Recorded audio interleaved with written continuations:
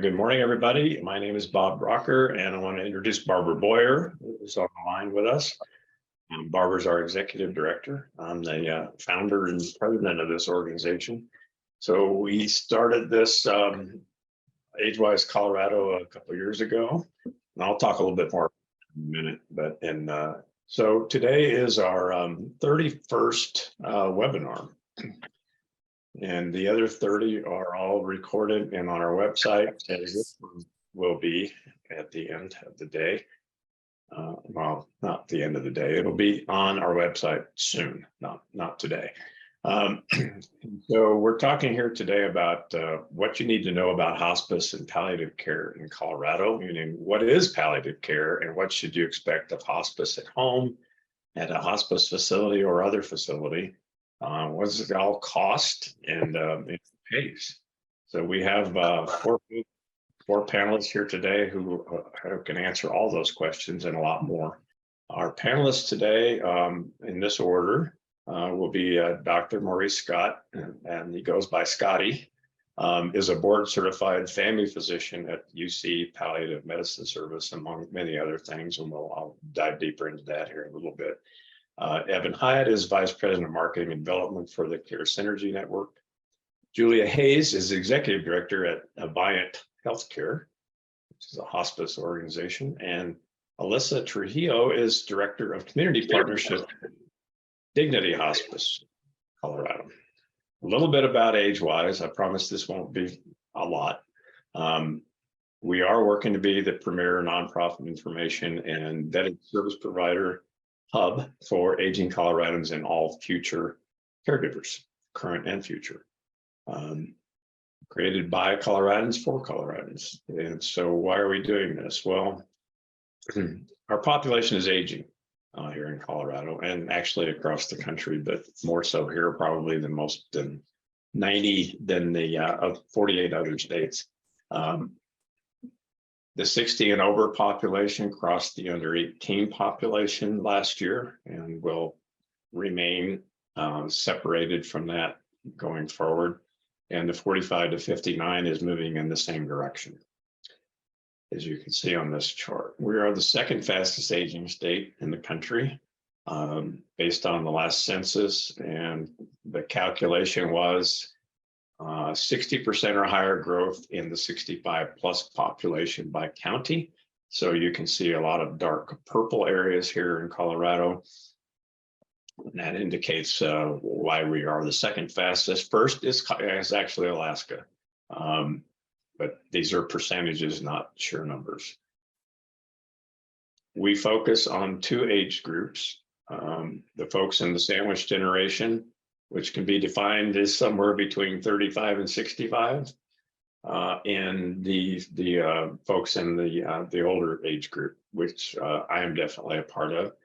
And so we have about 3 million people in those two age categories here in Colorado, about 3/5 of our population.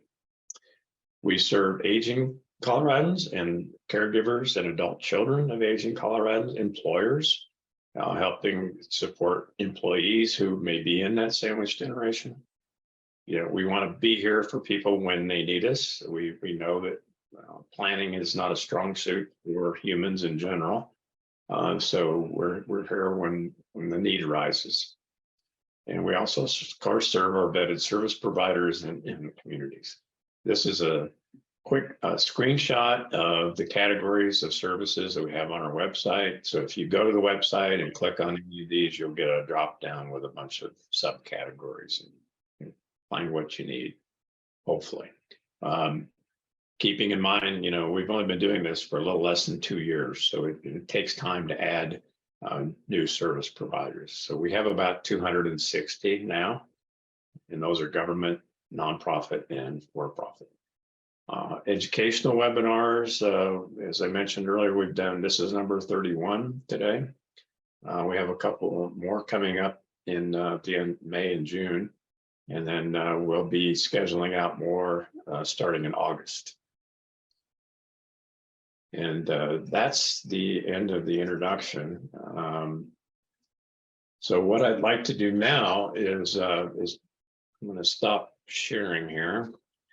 and begin by introducing our first presenter today, and that would be Dr. Maurice Scott. And there you are. So Dr. Scott is a native of Park Hill here in Denver and a board certified family physician, a member of the American Academy of Family Physicians, a fellow of the American Academy of Hospice and Palliative Medicine, and a co-director of the Community Hospice and Palliative Medicine Fellowship. Dr. Scott practices with the University of Colorado Palliative Medicine Service and is accredited by the Joint Commission. Outside of his work in palliative care, he's Assistant Dean of Student Affairs for the University of Colorado School of Medicine, a member of the CU School of Medicine Faculty Senate, and is on the Equity, Diversity, Inclusion, and Belonging Committee for his section. He's also on the faculty of the University of Colorado School of Medicine, Internal Medicine. In his spare time, which I can't believe he has a whole lot of, Dr. Scott likes to exercise, spend time with family and friends, and read nonfiction, spiritual, and biographical books. So, Dr. Scott, thank you for joining us today. And please tell us more about what you do and why you're doing it. Yeah, absolutely, Bob. Thank you for having me. Welcome to the other panelists and welcome to the guests. Please call me Scotty moving forward. As Bob mentioned, I do practice palliative care. I've been practicing palliative care at the University of Colorado now for since 2014, so for about 8 years. In the first 4 years of my time there, I also split time and did inpatient hospice work with one of the larger hospices on the west side of town, and then did some home hospice as well north in Meade, right about halfway between here and Fort Collins, I believe. And now with palliative care, that's the predominant clinical practice that I do perform. Palliative care, how I describe it, just to really get the conversation started, and then I'll pass the mic to my panelists, but how I describe palliative care is where, we help patients and families when the patient has a serious illness, and we focus solely on quality of life and trying to make today in this moment the best it can be, regardless of what happens tomorrow.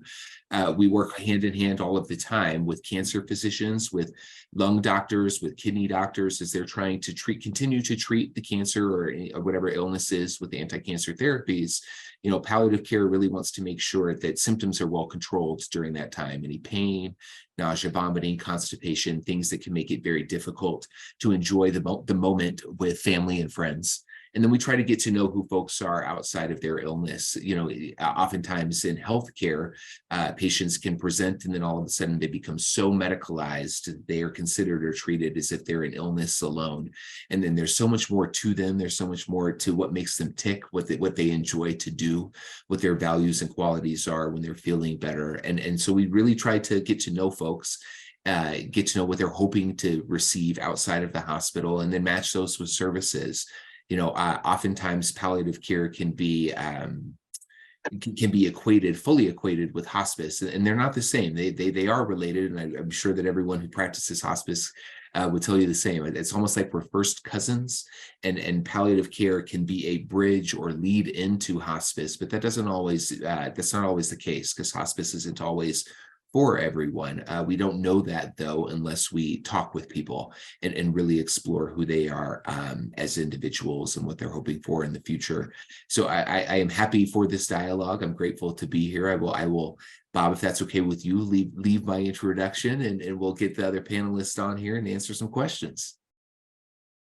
Okay, well, I had a set a quick question for you, Scotty, and that is, in the area of palliative care, are you seeing more people embracing palliative care? That's a good question. I guess, and this is my anecdote. I think that right now, because there of a sparsity of palliative care in the hospital systems, it almost is a happy accident for patients and families when they engage and interact with palliative care. Once they do, however, anecdotally, they do really seem to latch onto it, and they seem to really appreciate the patient-centeredness of it. They appreciate the opportunity to talk through some of these decision points before they have to make a decision. They appreciate a warm handoff, or what we try to do is a smooth transition and handoff to hospice agencies in the community.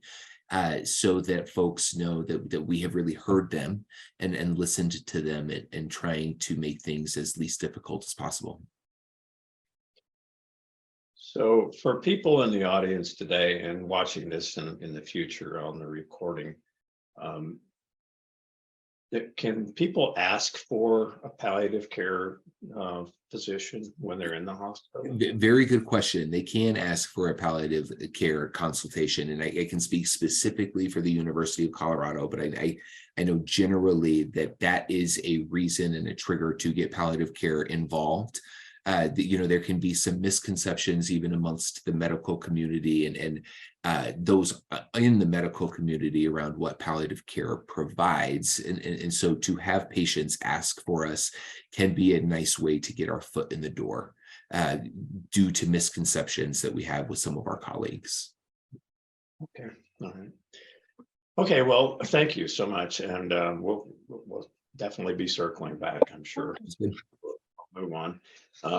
Our next panelist is Evan Hyatt. Evan is Vice President of Marketing and Development for Care Synergy and has more than 20 years of experience in healthcare marketing, development, communications, administration, and operations. So tell us more about what you do, Evan, and more about Care Synergy. Hi, Bob, and hi, everybody. Good morning. Thank you for asking me to be part of this and helping out. I think in a little while, Julia and Alyssa, they're going to talk a little bit more specifically about hospice care and what that looks like and what that provides. So I was asked, and I think I'm going to focus a bit more on Care Synergy as a model for some hospice providers here in Colorado, and show you how I guess care is delivered in that way. It's just one model of many, but wanted to share some details around that. And I think I have some slides, Bob. Should I just go ahead and share my screen? Will it let me do that? Yeah, that would be fine. Yes, you can do that. Okay, yeah, there it is. Look at this. So for those of you who maybe don't know Care Synergy, that's not all that uncommon because no one really knows Care Synergy because we don't provide services to anyone outside of the group of hospice providers that we support on the Front Range of Colorado. So we're not providing any direct care services to anyone, any patients or clients. We're supporting the organizations and the providers that do. So we describe ourselves as a mission support organization. And just as I was saying, we exist for nothing more to support these, we call them affiliates, so that they can focus on providing care and expanding their mission. You might say it's a lot of the boring administrative support services that nobody really likes to do, or you certainly don't set out as the mission of your organization to maybe be the best billers, in hospice. You set out to provide the best care in hospice. So all of those mission support, administrative support services have been put into one organization, Care Synergy, and then the affiliates support those, pay a fee, you might say, based on the size of their organization, the size of their revenue to get these services. And you can see on the screen, it ranges from anywhere from billing and finance to IT to HR, payroll, and then what I do in marketing and communications. The organization started about 8 years ago as really a collaboration between the Denver Hospice and Pathways to the north, and has since grown, includes Pikes Peak Hospice and Palliative Care in Colorado Springs, and also the Colorado VNA, who provides hospice, but also home health care in the metro area. So it's been around about 8-9 years now. I wanted to talk about one of the main reasons that Care Synergy exists is just the hospice, the challenges to hospice with more regulation, reduced revenues, largely, of course, dependent on, hospice is primarily a Medicare funded, Medicare reimbursed service. More than 90% of the revenue for hospice comes from Medicare, Medicaid. And that's mainly based on, of course, because of the primary age of the patients we serve. They're predominantly Medicare enrollees and Medicare age patients. And so Care Synergy was put together to help these nonprofit providers, they're all nonprofit, be able to deal with the complex and growing regulatory environment of the Medicare, as well as decreases in reimbursement, and how to work and continue to provide their mission for long term while dealing with those issues. Care Synergy provides, you might say, a more effective and efficient way of doing a lot of those services that I just showed you, that many of them were duplicating, and they can now receive those in a much more effective, efficient way, and not spend their money on those services and focus on spending their money on patient care. This is just kind of a very crude org chart, you might call it, of what the organization looks like. I probably should have flipped that, because Care Synergy really is a supporting organization from below. And these are the organizations that I mentioned earlier. Again, all not-for-profits along the Front Range of Colorado. And then it gives you an idea of the service areas that we provide care. Again, Colorado VNA is doing home health care. So they provide home health care in the Colorado Springs area, not hospice at this time. And that's primarily because our affiliate Pikes Peak Hospice and Palliative Care is providing care in that area. So that's really Care Synergy in a nutshell. Again, I think the reason we were presenting that, it is a model. There are other models throughout the state that work for those providers, that support them and allow them to provide care as well. So Evan, you've had this model's been in effect now, you said about 8 years. And so, and how is that working as far as the freeing up the administrative, all those different administrative functions from the actual running of the hospice facilities and the Visiting Nurses Association? I mean, I think it's working well. Obviously, one of the prime goals was to reduce costs. And I know some of the organizations have reduced costs anywhere from 10 to 20% overall and in those areas. So that was the first and primary goal, and it's worked very well in that. I think it's also allowing the affiliates to draw on resources that they wouldn't have had if they were on their own, which is allowing them to grow their services. One example might be Pathways in the North just recently opened an inpatient care center. It's the only one in Northern Colorado. Without the support and expertise of Care Synergy, that could possibly have never have happened, or would have taken much longer. What having the affiliation allows too is the sharing of best practices across these 4 organizations, now that they're all connected. And so you get that sharing of, if somebody's got an idea of doing something more efficiently and effectively in this area, it can quickly spread to other areas. So you mentioned declining reimbursements earlier. Can you talk a little bit more about that? Yeah, and gosh, Bob, if you've been in hospice care as long as I have, which is going on 20 plus years now, you remember annual reimbursements of sometimes anywhere from 4 to 7%, believe it or not.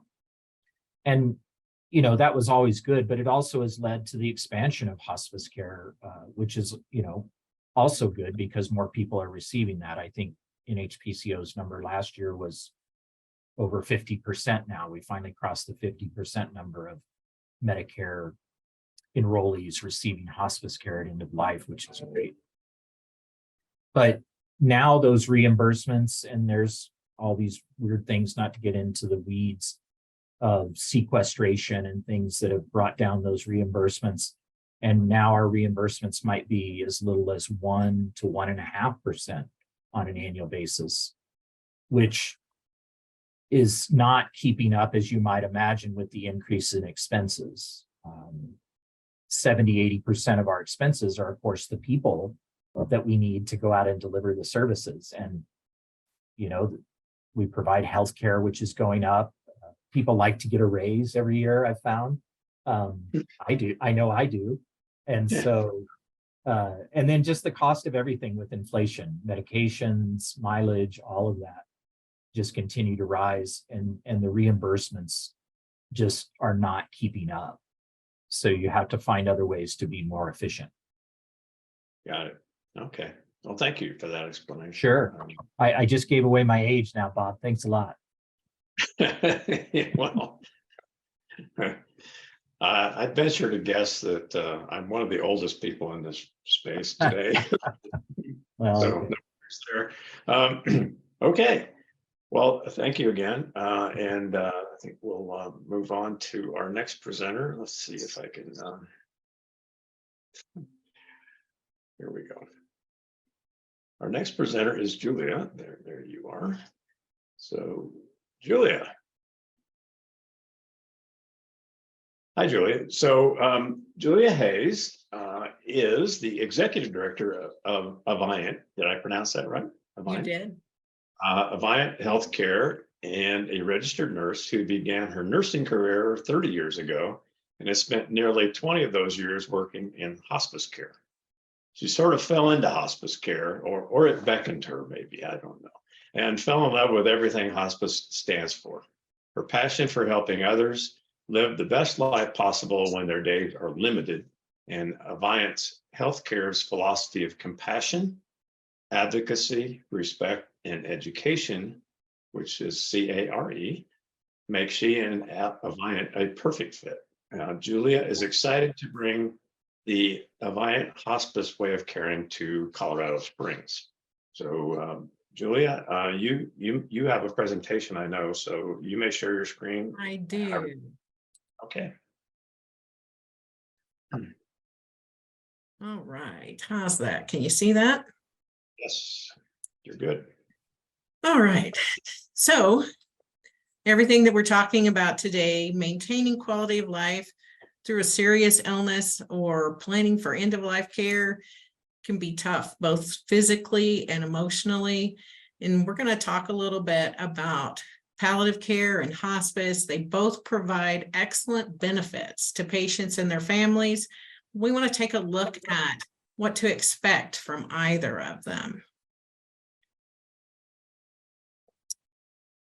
As Scotty mentioned, palliative care focuses on easing pain and discomfort, reducing stress, helping people have the highest quality of life possible while they're still receiving curative and therapeutic treatments, so they can still have dialysis, chemotherapy, surgery, all of those treatments when they're on palliative care.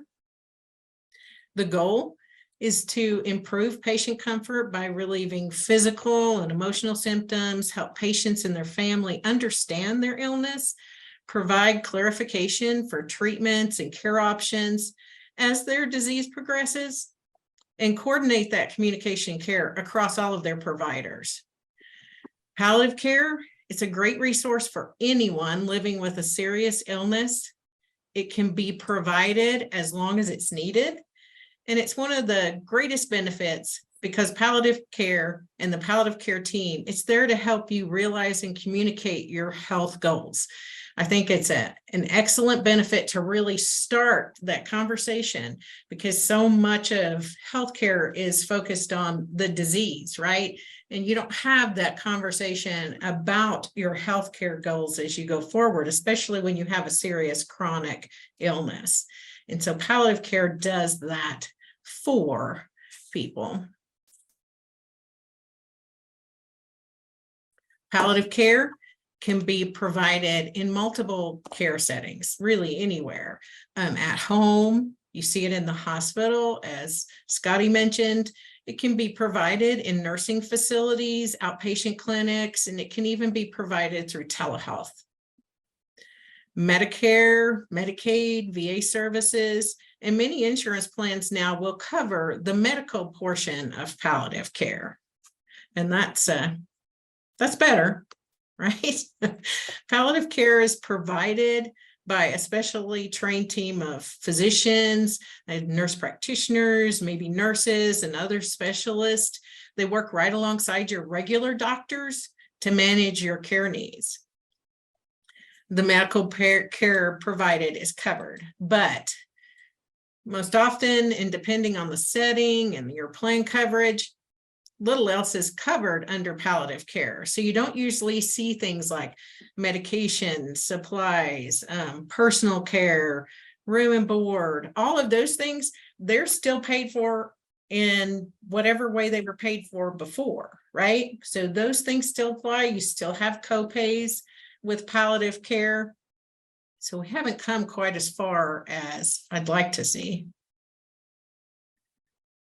While I see more palliative programs exist today, especially attached to hospice, as ours is. They're out there, more patients are beginning to understand and utilize them. But despite the fact that palliative care has been around for a long time now, it's still very poorly reimbursed. Palliative care is typically reimbursed at a fee-for-service rate, much like if you went to the doctor for a doctor's appointment. And the additional services that they provide to you, like spiritual and emotional support, they may not even be reimbursed at all.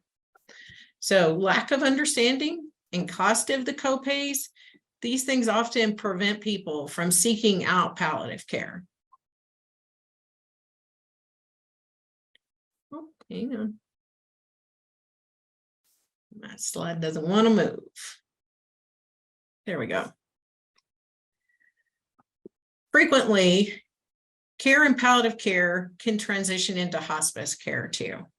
And so hospice care, it focuses on the quality of life when a cure is no longer possible, or when the burden of treatment outweighs the benefit of treatment.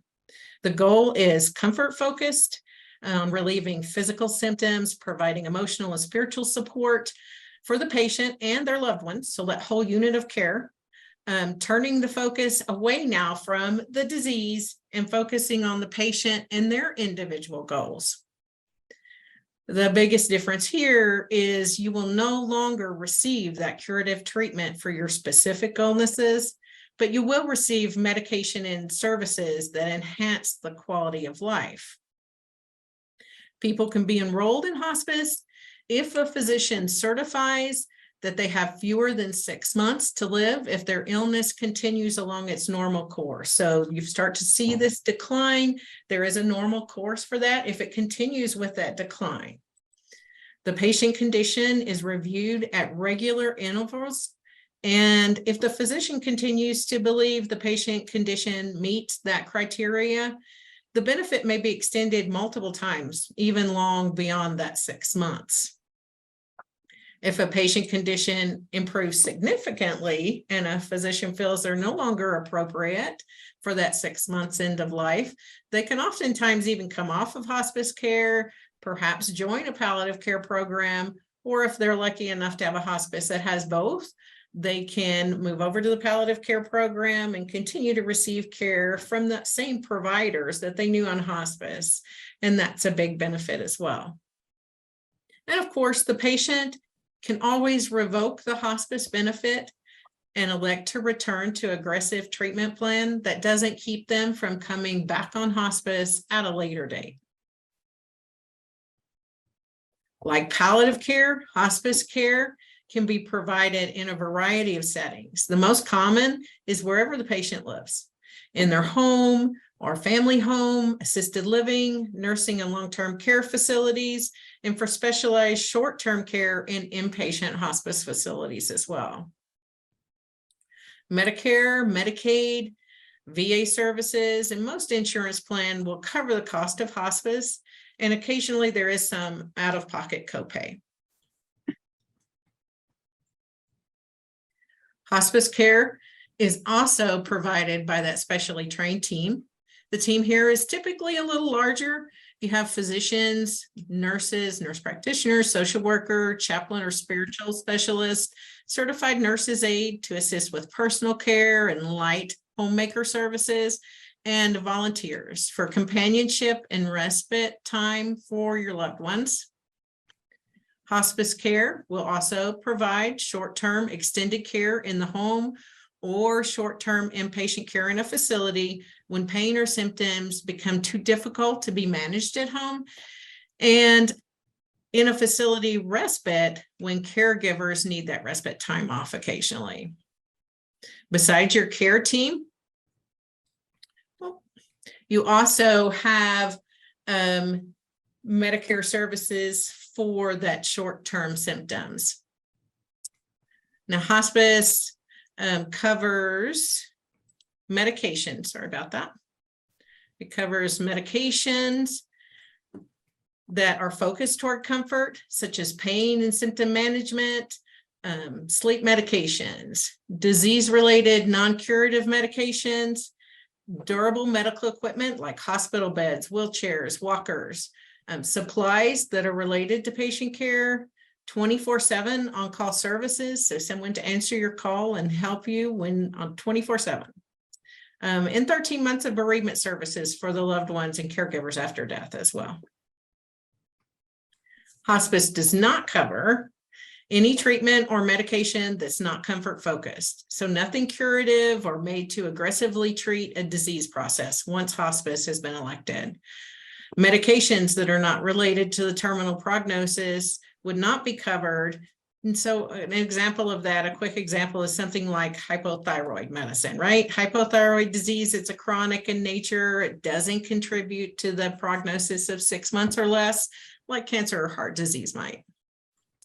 The hospice team will discuss each medication and the rationale behind that medication, along with the goals of comfort care at the time of admission and throughout your care. Hospice does not cover room and board cost or in-home personal care. The visit frequency is based on the needs of the patient and may go up, but they're not in the home continuously to care for the patient, and that's an important thing to know. Hospice provides a lot of support, but if the patient lives at home, the day-to-day care still falls to the inner circle of family or friends or private paid caregivers. Medicare, Medicaid, and most insurances follow that Medicare payment model. Medicare pays a specific amount every day that a patient is on hospice, which might seem like a lot of money if you look at it. But in reality, all those things I mentioned that are covered, they all come out of that payment. And so it's not as large as you would think. All the visits, all the medications, all the equipment that's provided, it all comes out of that. Hospice care utilization increases every year, which is great. Increased coverage from different medical plans, increased exposure to the public like this today, and our growing aging population. They've all contributed to that increase, I believe. But the lack of knowledge and the fear of dying still prevent people from seeking out hospice care. Hospice care alleviates so much of the burden on a patient and their loved one, but one area where we can still improve knowledge lies right here. And that's what's the major differences if a patient is electing to stay home on hospice care versus residing in a facility for hospice care. And that's care and cost. At home, care is provided by the inner circle of family and friends. They provide the bulk of the personal care. They provide medication administration. The hospice team comes in and out. They oversee care. They train the caregivers, but the bulk of that is still with the family. Private pay caregivers, they can be hired and do a great job. There's a lot of them out there that do a great job, but cost can be a real consideration at end of life. In a facility, the hospice team, again, goes in and out, increases that visit frequency based on the needs of the patient, but they're not there all the time. They train the caregivers, they oversee the care, the 24/7 care then falls on the facility staff. Facility care can be costly too. And most often the cost of room and board places, it falls to the family again, unless they have like long-term care insurance, or sometimes Medicaid may pay a portion of room and board. And we go over these items because it's the reality in end-of-life care. We want to provide as much information as possible. Understanding is power at a time when you might feel like that little is within your power anymore. In the end, if you're considering palliative care or hospice care, your main considerations will be the goals of care. Are you still seeking aggressive curative treatment options, or is comfort care your end goal? That will help you decide which way to go. What goals do you still want to accomplish with the time that you have left? And where do you want to live out the rest of your life? Those are important things to know. Once those questions have been answered, you're going to consider who's going to be able to help you. Who would be able to help you in your life if you were to remain at home, and what financial resources you have available for in-home or facility care. Whether it's palliative or hospice care, the interdisciplinary whole patient approach has been shown to improve quality of life, prevent and alleviate patient pain and suffering, reduce the overall cost of care, and improve the caregiver's quality of life as well, not just the patient. It's a big privilege for your care team to be invited to assist you along that journey and for us to talk to you today. Thanks, Bob. All right. Well, thank you, Julia. We're doing pretty well on time here. So does anyone have a question for Julia? I have a, but I'll hold mine for a moment. I do. Like Barbara had a question in the chat. Yeah. Julia, is there any evidence that, I mean, finances aside, that someone does better or worse if they're in-home hospice as opposed to a facility? Or is that very individualized?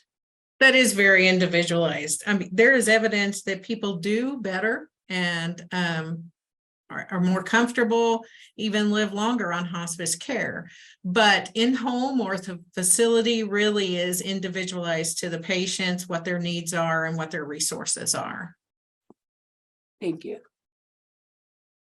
You know, and this is a question for Julia and anyone else who would like to answer this, but so I've heard of people, you know, going into hospice and being in hospice for actually years. But we so often associate hospice care with short term, like, you know, something's going, you know, this person is going to die very soon. So can you talk about that more? I can. And two things that I think are really important to understand when people come on hospice care, and just like palliative care as well, not just hospice, when they come on, if you think about the aging population, and just because this, I find this so amazing, Health and Human Services estimates now 10,000 people a day are turning 65. Isn't that crazy?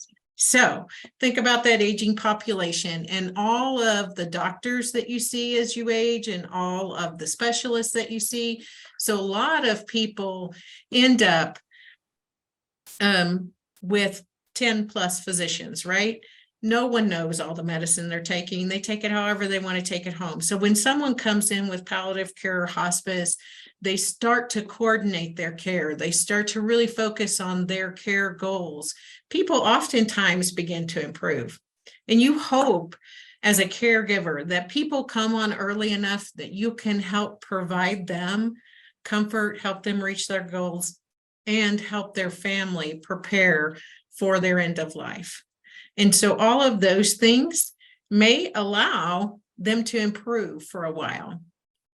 So if that answers your question, how they may stay on. So again, if a physician certifies that they still see this disease process and prognosis moving along, that they could die within that 6 months, they would not be surprised. They can continue along with hospice care, or they can improve and go off. Okay, thank you. Scotty, do you have any comments about that? I guess what I would add, and I'd be curious for my hospice colleagues, is it does seem like there's a lot of folks who can fall in this category, and they get such good care and with the robust services of hospice that they either stabilize so that they can't qualify to be recertified for hospice, or they improve. And then unfortunately what happens is that the hospice agencies by law and such, they disenroll these patients, and then without those services the patients functionally decline again, and then they will rapidly then be re-enrolled within the next month or two. And it's not a fault of the hospice, in my opinion. It's a fault of the system in how we are able to get reimbursement and qualify folks. I absolutely agree. Yes. I think that Medicare regulations have become spotlighted for a lot of us hospice companies, and they're looking at length of stay. And so while, you know, someone doesn't want to necessarily graduate from hospice, that's a weird thing to say. They no longer qualify, meaning they do not meet the criteria that Medicare has set forth for us to continue hospice care. So they do end up what we call live discharging or graduating. If there is any change of condition, we can readmit, you know, the next day if they qualify. Assistant enhanced home care. This is Joyce. Yeah. Okay, thanks, Alyssa. So I think Bob, can I just add a quick thing to that? So as hospice is, you know, as they are being reimbursed, you know, a daily fee per patient, you know, there is a fixed amount of money coming into the hospice, and on these with hospice admissions and with hospice live discharges, that certainly does seem to be where most of the financing is going, where most of the man and woman power is going to disenroll these folks or to enroll these folks. And I bring that up because hospice really does run on a thin margin. And I would love to hear from the hospice colleagues on the call, but they really do run on a thin margin. And so a small thing like having to discharge live patients or having to admit patients who die then 2 or 3 days later can really break the bank for some of these agencies. Thank you for that comment, Scotty. I'm going to introduce Alyssa, and then we'll open it up for more questions. I know we had a question here about death with dignity, and we'll get into that a little bit later. So I'm going to spotlight you now, Alyssa. So you're going to really shine here. So Alyssa is the Director of Community Partnerships with Dignity Hospice of Colorado. She's a Colorado native and started volunteering at a nursing home in her hometown of Pueblo while still in elementary school, which is amazing, and continued working with the elderly through high school and college in Canyon City. Alyssa moved to Denver in 2011 and to continue her passion for working with the elderly at a memory care unit in Lakewood, where she was named executive director in 2018 and helped her team successfully navigate through the COVID years. In 2021, she joined Dignity Hospice, where she helps communities to better understand what hospice has to offer, creating partnerships to help provide exceptional care to those who are on their final journey of life. Alyssa believes death, dying, and hospice don't have to be scary words. We should celebrate a life well lived, no matter how big or small, long or short. Alyssa truly lives each day to serve others and loves everyone she comes across, especially those in the final stages of life. She and her husband and son enjoy all Colorado's outdoors has to offer. So Alyssa, tell us more about what you do at Dignity Hospice and about Dignity Hospice. Yeah. Thank you, Bob, for allowing me to join you all, and for my panelists, thank you for everything that you do. I think that one thing is for certain, no matter what company you work for, our goal as hospice and palliative educators and advocates is to break the stigma around end of life, and specifically hospice and palliative care. One thing is for certain in this life, and we all are going to face this. And so it's important to me to educate our community partners with what that looks like.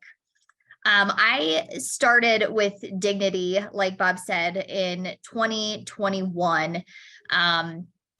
You know, being in a community for so long gave me huge insight to where there might be some gaps in our healthcare system, and where hospice can truly step in and provide a whole level of support for not only residents, their families, but the communities in which they live in.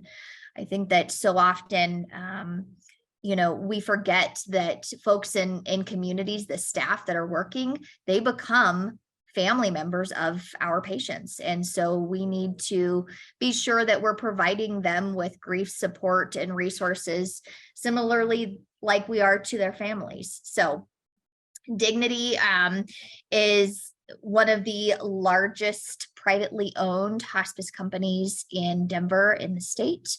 We are female and veteran owned.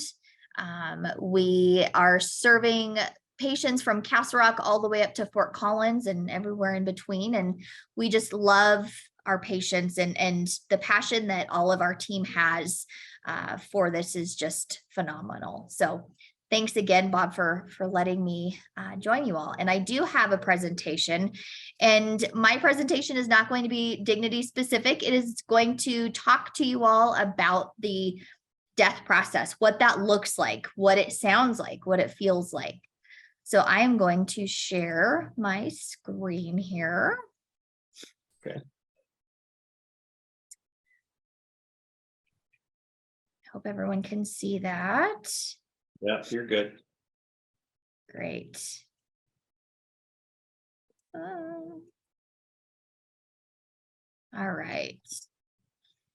This looks a little funky for me here. Hang on. All right.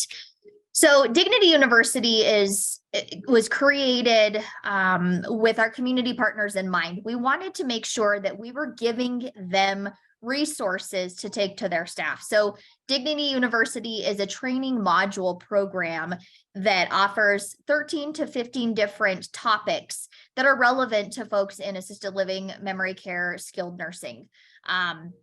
We really do love the opportunity to get in front of staff to educate them on what this looks like. So this presentation is, what is end of life? What does it look like?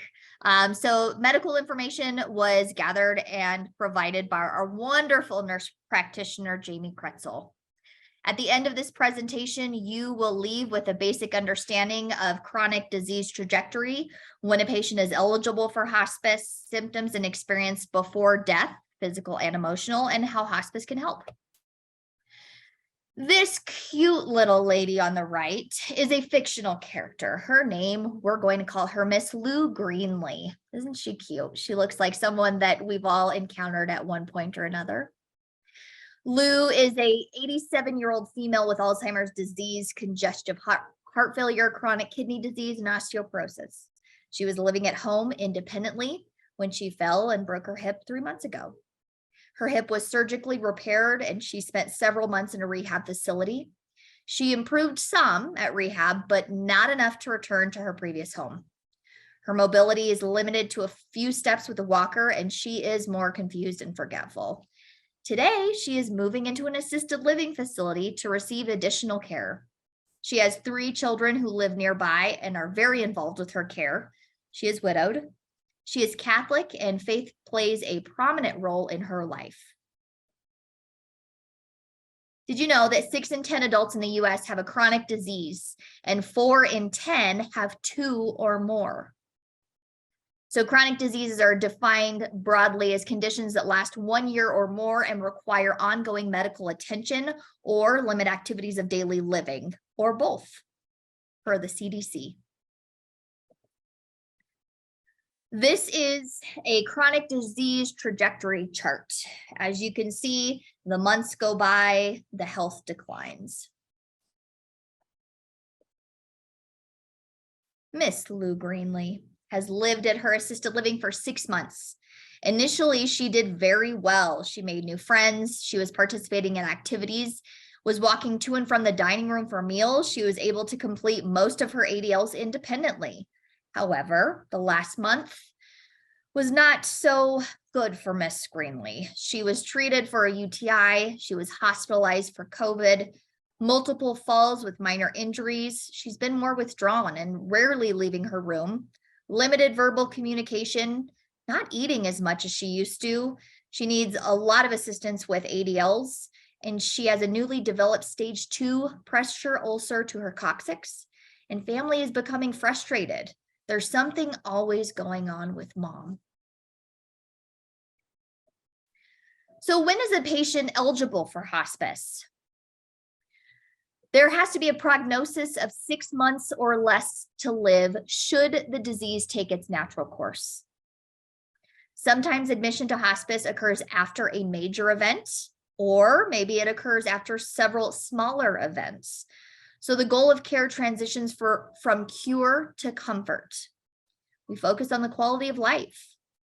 All medical interventions and care options are carefully discussed with the patient and their family, and treatments are largely dependent on the individual and their wishes.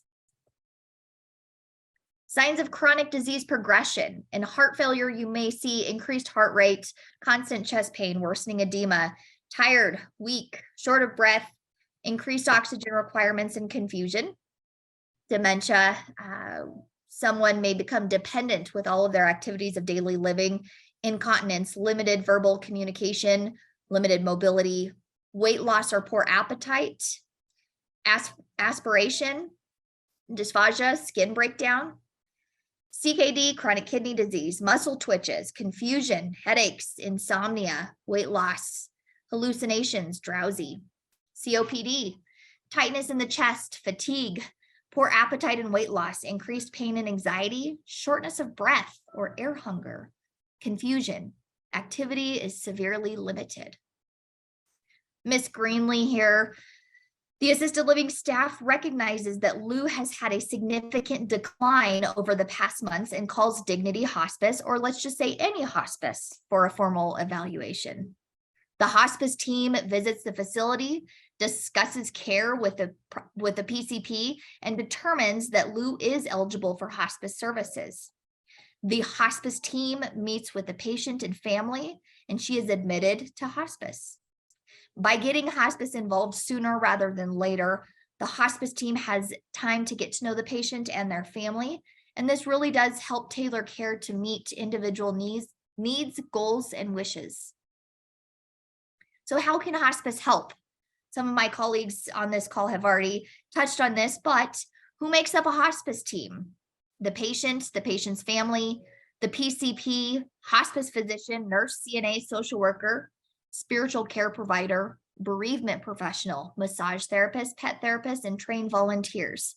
Now, I do like to say that hospice is not a one size fits all, and each hospice definitely has their unique offerings. So while we have massage therapists on our team, other hospices may have music therapy or art therapy.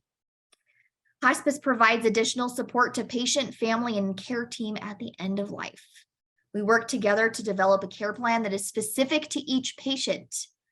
We educate patients and families about what they can expect during the dying process. We help coordinate burial and cremation and funeral arrangements. Depending on culture and religious beliefs, we can help coordinate additional support, for example, the sacrament of the sick, and bereavement support to family 13 months after death. Recently, someone asked me, why 13 months? Well, because 12 months after your loved one passes, which is a year, We want to make sure that the family has all of the resources and support needed to get through that 1-year anniversary and then to follow them for another month after. So Lou has been with hospice for 2 months. She's visited multiple times per week by different disciplines of the hospice team. We've been working with our PCP to adjust medications with the primary goal of comfort and symptom management. We also educated her family on what to expect at the end of life. Mortuary arrangements are in place. One day, the facility care team notices that Lou is barely waking up and she won't eat anything for breakfast. They're barely able to get her out of bed. The care team calls hospice. The RN comes in to evaluate Lou and determines that she is transitioning. Symptoms and experiences before death. The peri-death phase is the realization that death is inevitable and near. It can last from weeks to days to hours. Patient with likely experience both physical and emotional aspects of dying. The family will be confronted with their role in the dying process. And it's so important to note that the dying process is unique to each individual. Death does not look the same across the board. Physiological changes that occur as death is imminent. The body begins the final process of shutting down.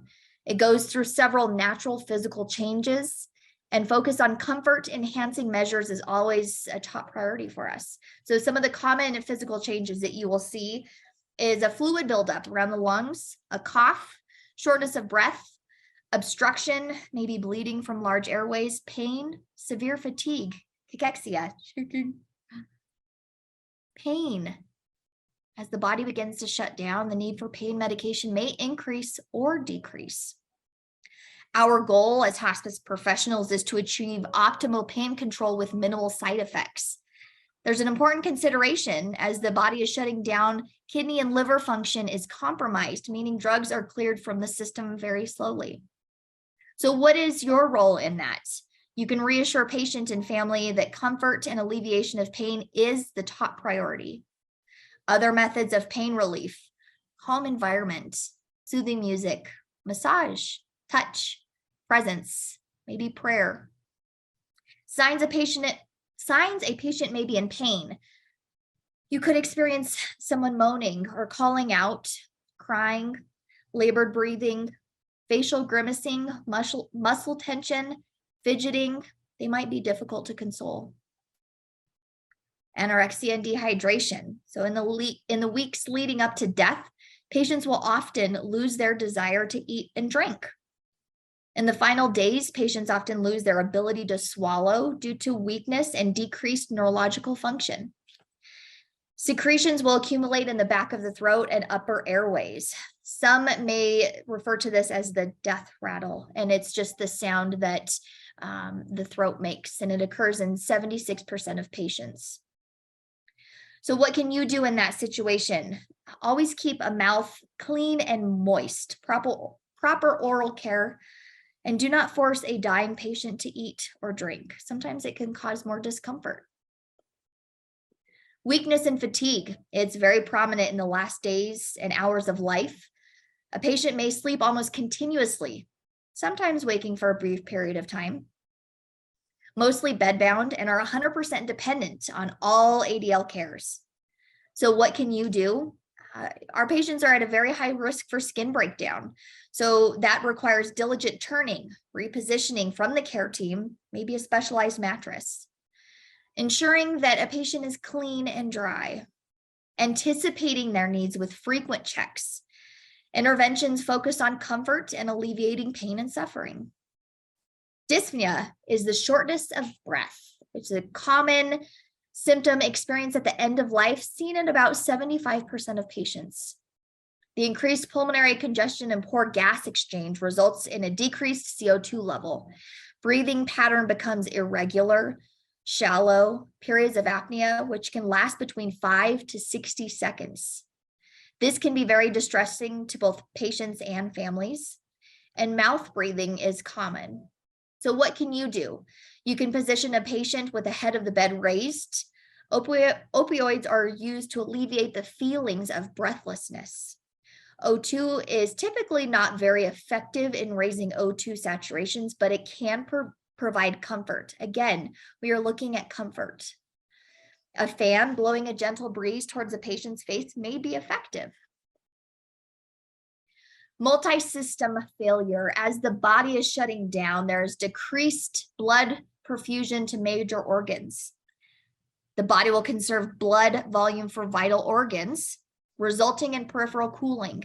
The skin may become mottled and discolored, as this picture on the right depicts. Increased edema. Urine output is greatly reduced. Bowel function is also greatly reduced. Neurological dysfunction is a result of multiple non-reversible organ failures. So what can you do? You can keep your patient warm and covered. You can elevate legs to help reduce swelling. Terminal delirium can be manifested as confusion, anxiety, agitation, restlessness, and or delirium. This occurs in up to 88% of patients. It can be caused by a reduced cerebral perfusion, hypoxemia, metabolic imbalances, acidosis, accumulation of toxins, or side effects from medications. It may be accompanied by shortness of breath, nausea, diarrhea. What can you do? You can focus on addressing the underlying cause if possible. Pharmacologic interventions may be appropriate. We use lorazepam and Haldol should that be necessary. Non-pharmacologic interventions, emotional support, spiritual care, stress management, relaxation, massage, touch, distraction, calming music. Other signs of imminent death. The patient may talk about seeing people who have already died. This is normal. They may feel separate from their body. A surge of energy seen in the final days before death can be mistaken as the patient getting better. We call that a rally. Patients will sometimes need permission from their loved ones to let go. You know, Mom, you've lived a long 87 years on this earth, and we are going to be just fine if you go be with Dad in heaven. Sometimes patients will hang on until unresolved issues are met, or they may hang on until an estranged family member comes in to say their goodbyes. How do you know that death has occurred? There's no heartbeat. There's no breathing, no response. Eyelids are slightly open, pupils enlarged, eyes are fixed, jaws relaxed and mouth is slightly open, and there might be a release of bowel and bladder. What do you do in this situation? You call hospice. A nurse will come immediately, any time of day. The nurse can make the initial phone call to family, informing them that their loved one has passed. The nurse will assist with any cultural or religious practices. If a spiritual care coordinator needs to be triaged to come out, they will do so as well. The nurse will inform the PCP, the coroner, and the mortuary that patient has died. The hospice nurse and the CNA will bathe the body and prepare it for family viewing. We want to make sure that your loved one looks as beautiful as they did before they passed. A dying person's Bill of Rights. I really do love this. It was written at a workshop, The Terminally Ill Patient and the Helping Person. And its goal is to ensure quality care at the end of life. So every patient has a basic right to die with dignity. So the dying person's Bill of Rights. I have the right to be treated as a living human until I die. I have the right to maintain a sense of hopefulness. I have the right to be cared for by those who can maintain a sense of hopefulness. I have the right to express my feelings and emotions about my approaching death in my own way. I have the right to participate in decisions concerning my care. I have the right to expect continuing medical and nursing attention, even though cure goals must be changed to comfort goals. I have the right not to die alone. I have the right to be free from pain. I have the right to have my questions answered honestly. I have the right to retain my individuality and not be judged for my decisions, which may be contrary to the belief of others. I have the right to expect that the sanctity of the human body will be respected after death. And I have the right to be cared for by caring, sensitive, knowledgeable people who attempt to understand my needs and will be able to gain some satisfaction in helping me face my death. Hospice is a special way of caring for people who are in the final stages of life. Hospice affirms the belief that it is important to make every moment as life as fulfilling and meaningful as possible, from the first days of a life-limiting illness to the last. All hospices recognize that a terminally ill diagnosis can be an emotional and frightening experience for everyone involved. And for this reason, hospice utilizes an entire team to provide comfort and assistance to you and your loved ones. Preparation, education, and support with the hospice care team brings peace of mind during a very difficult time. Thank you so much for participating. Okay, thank you, Alyssa. That was great. Much appreciated. We now have time for some additional questions, and I think one of the first ones that I would ask is for Scotty or Julia or Evan, do you have any comments on anything you saw in Alyssa's presentation?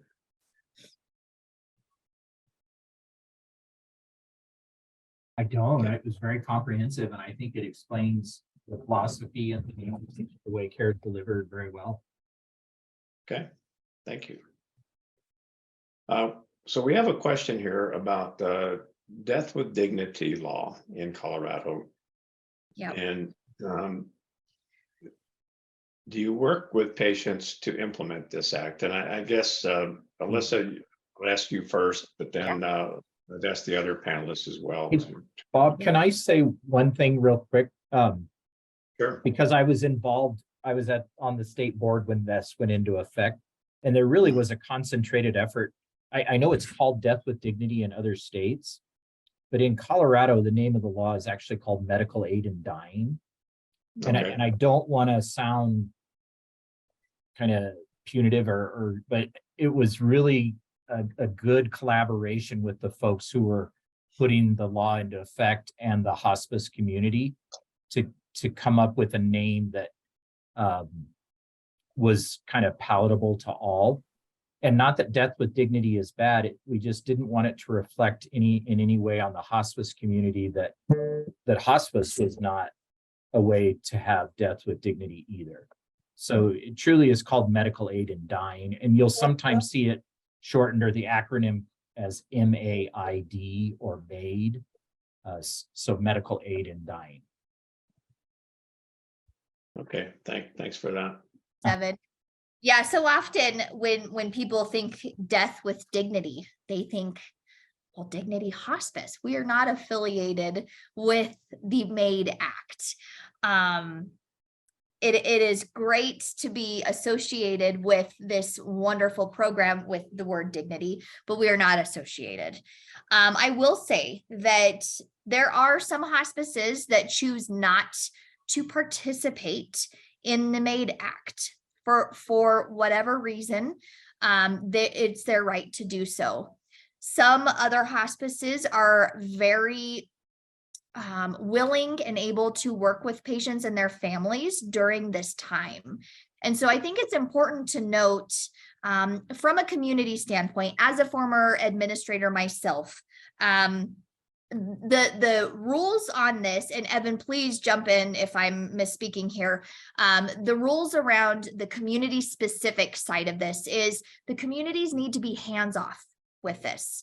It is a private process that they can or cannot tell the communities that they want to participate in this. Rather, they don't have to. Let's just say that they don't have to disclose that they want to participate in this.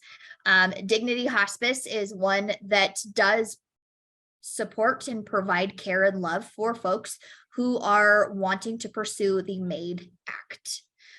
Evan, you probably know much more since you were on the board of that. So please fill in the blanks I have. Well, yeah, and so I think you're absolutely right, Alyssa, is that, you know, hospice providers have made choices on their own of whether to assist or participate or I think what our affiliates do is we tell our patients, you know, it absolutely is a choice, another choice that you have available to you. We will walk alongside you as hospice providers, as you described in your presentation, if this is a choice you want to make. But we do have certain policies and rules that don't allow us to really participate, but we will do our part as the hospice provider to walk alongside you with that choice. And so that's the approach I think that a lot of providers take. Okay, so Julia, Scotty, do you have any comments about this? From our standpoint at Aviant, it is the same. We will walk alongside them, support them, get them all the resources they need and be there throughout the process, but it's not something we personally provide to them. But absolutely, it's a great program here in Colorado. We educate our patients on it if they have any interest at all and help them throughout the process. And I would just add that we do have some providers at the University of Colorado who are comfortable in being one of those providers for the process to either do the initial assessment or to do the final assessment and prescribe the medications for then hospice to be able to support patients through the medical aid and dying process. Also, for the hospital systems, it is different system by system, but some of them are able to accommodate medical aid and dying occurring in the hospital itself, where others are not. And so if that is something that folks are interested in on this call and they want more details, then I'm sure that you can reach out to any single one of us. And if we don't know the answer, we will point you in the right direction. And real quick, that reminds me, if each of you would put your contact info into the chat, please. I forgot to ask you to do that earlier. So if people can get in touch with you if they choose to. And Bob, I guess if I could also say, as hospices, there are actually some rules. Again, Medicare is our primary payer, as I was mentioning earlier. Rules that Medicare has put in place around medical aid and dying, in that government funding can't be used to provide the medications that are involved. So as a hospice provider, as Alyssa was pointing out, we're required to provide the medications to our patients that are needed to, you know, treat their diagnosis and help them, you know, transition at end of life. But there are actual rules around hospice providers not being allowed to provide the medications that are involved. Doesn't mean that a person can't get them. And as Scotty's saying, there are physicians, there are pharmacists, there are pharmacies that will help with that. It's just there are sometimes, as providers, we run into certain barriers and rules within the act as well. And I would note that we're doing a webinar on May 18th. I've put the flyer in the chat for anyone that will be addressing end of life issues. And we will have someone from Compassion and Choices that very specifically works on this, that can probably answer a lot of questions. They'll review the law and the options. And yeah, there are a lot of there's a lot of misunderstanding and a lot of questions around the application of the law. I mean, I've heard that from many people. And it's a process. It's not just a snap your fingers and hold your hand out and the medications come to you. I think that that's a common misconception with folks, but it is a process. You know, like Scotty said, there's two two physician assessments that have to be done, and multiple things that need to be met. So it's not a transactional, I'm signing and give me the medication. I have another question about the aggressive treatment versus the palliative care hospice treatment in terms of trends. I mean, what are you seeing that you didn't see 20 years ago, or maybe it's the same? I don't know. I'm just asking, you know, anybody wants to answer that question, you know, maybe if we start with you, Scotty, since you're actually involved in teaching palliative care. So. Sure. I think that where there are tension points, I would say growing tension points where that there may not have been, is in a lot of these new and novel therapies. Be it for a kind of advanced heart failure and folks end up on a machine called an LVAD or a kind of an artificial heart pump, or with these new, there's a lot of new anti-cancer therapies that they're called biologicals that can be in theory very helpful for patients, but because the response rate of these medicines is so low, the patients are there's a rub for patients where they say, okay, well, I want to go home. I would like services like hospice, but I'm willing to stay in the hospital for the 10% chance that these biologics will work. And how the reimbursement structure is set up, they're not able to get a both and I think that a lot of times, and I'm seeing nods from my colleagues, but a lot of times we wish that there would be a reimbursement structure where that folks could have the robust services of hospice while simultaneously getting some of these advanced medications that may or may not help. Thank you, Scotty. Julia, do you have a comment about this? You've been doing this a long time. Like Evan, see here, you're telling my age. Well, I agree with Scotty, and I would like to stand on that, my soapbox about how much people could benefit if they could receive the hospice benefit along with some of those aggressive treatments, and even, save Medicare and the insurance company some money. But again, that's my soapbox, but I agree, Scotty. And if I could just add to that quickly before you go to the other panelists. So the Medicare hospice benefit, it started in the early 80s and it hasn't changed at all. And the reimbursements haven't changed really much at all, but medicine has drastically changed. And so hospice and CMS and Medicare and Medicaid, in my opinion, as a party of one, really need to figure out how to reevaluate the services that they're offering for the hospice Medicare benefit to really reflect where the healthcare system is now. Well, and a quick comment on the Medicare thing and Medicaid too. I mean, one of the things that we've learned in doing these webinars is that Medicare and Medicaid are much more focused on helping people stay in their homes as opposed to go to a nursing home. And so they're providing more money to help people with activities of daily living, and things like that, so that people can stay in their homes. So but that shift has come very recently.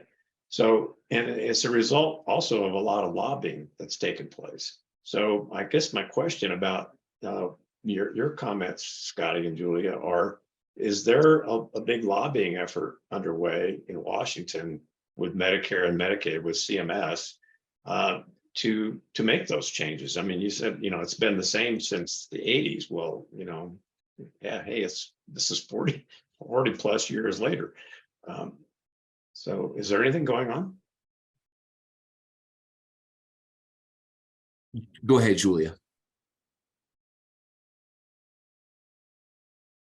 The answer to that, Bob, is yes. There is always something going on. We have some great leadership in the NHPCO and those areas that's constantly lobbying to get those things done. But it's slow. It's a slow process. Yeah, there are some innovative programs being started that would allow for concurrent care. But Bob, if you've been in it as long as I have, at least Julia, I got to out myself. He did try to out you there. It turns so slowly, and there is a big push right now to get all Medicare enrollees into what's called a value-based model, where providers like us would share in the risk, and that might help speed some things along. But right now it just is moving so slowly to what I think you're describing, which would be more like a concurrent care model kind of thing. Scotty, you were going to say something a minute ago. No, and I'd be interested if Evan is referring to kind of the values-based model that's out there, like program for all inclusive care of the elderly is an example of a Medicare model that is there's been success in some portions of the nation, and there's been times where there's tension around it, but that certainly seems to be a way to be able to kind of in one lump sum let providers, as the ones who are on this call, have conversations around how patients want to be cared for, and then use monies to make those things to make those things occur. So I'm cautiously optimistic, but it certainly does move slow. Yeah, well, I think government in general moves very slow. Julie Rickman, I see your box lit up. Do you have a comment? Oh, No? Okay. yeah. Okay. Do we have other questions or comments from anybody in the audience? Okay. I see. Okay, that was that one. Okay, well, then we'll close this and thank all of our panelists and thank the audience for joining, and all of our future audience who will be watching this in a recording. And this will also be translated into Spanish for those Spanish speakers. And that'll happen sometime in the next week or 10 days. And we'll get these up on our website, and everybody who signed up for today's webinar, Barbara will send them, all of you, a link to the recording as soon as it's prepared. We do just a little bit of editing on all of these, just to clean up a few things here and there. Mostly my stuttering is that's what has to be cleaned up the most, and then we get it posted online and made available. We do see, as I mentioned earlier, we do see a lot of views of the recordings after they're posted, and I'm sure that'll be the case with this one as well. So thanks once again for everybody's participation, and have a great afternoon. Enjoy the rest of the day. I guess it's supposed to hail tomorrow. I don't know. We'll find out. Okay, well, take care. Thanks All right, all. bye-bye. Thanks. Mhm.